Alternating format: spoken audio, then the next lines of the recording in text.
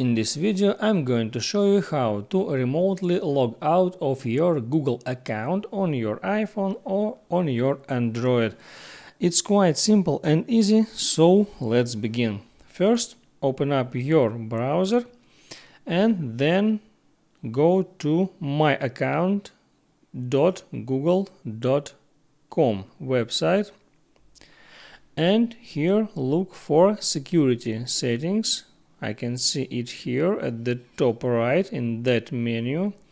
Select that, then scroll down a little, and here I see all my devices that I was signed in using my login and my password. Here I select Manage Devices, and there I can check the devices, and if I don't want to use my account on that devices anymore, I can just tap here at that three dots icon and then here tap Sign out. This action will remove access to your Google account from that device. This action will remove access to your Google account from the device.